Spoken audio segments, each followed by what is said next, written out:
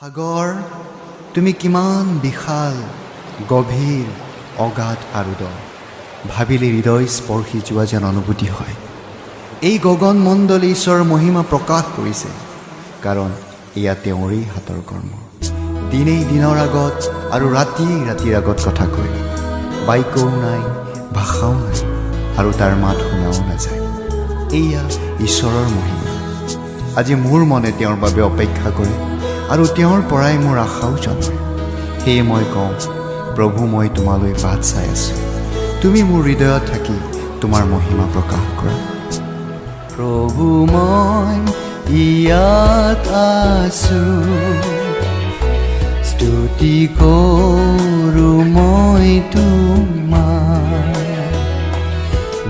তোমাক অনুৰোধ কৰোঁ।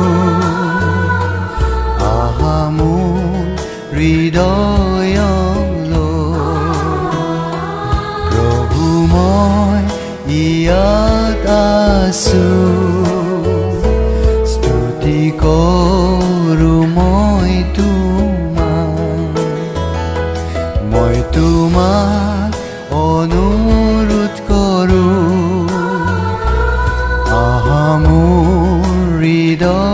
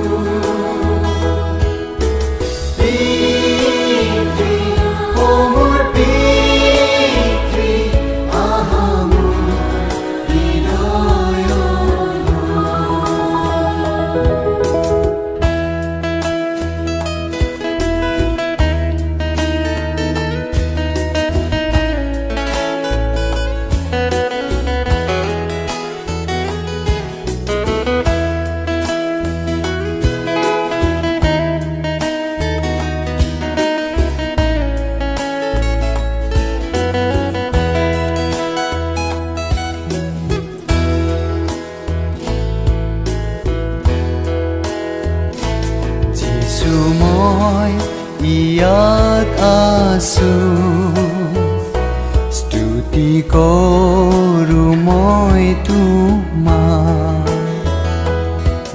তোমাক অনুৰোধ কৰোঁ।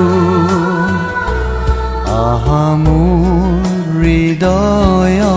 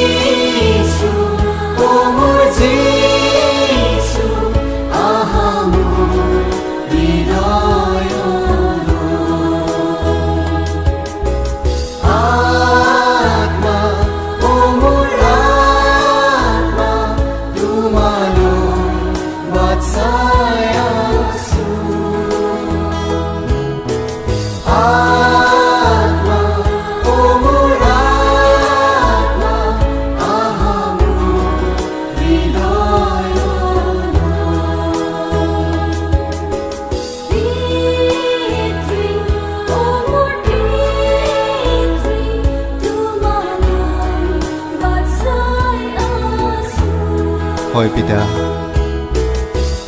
মই তোমালৈ বাট চাই আছোঁ, অপেক্ষা কেৱল তোমাৰ বাবে,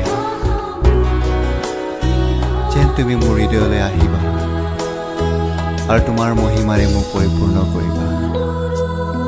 তোমাৰ যি প্ৰেম অগাধ আৰু বিশাল সাগৰৰ দৰে, তাতোকৈ অতি বিশাল তোমাৰ নিবিড় প্ৰেম।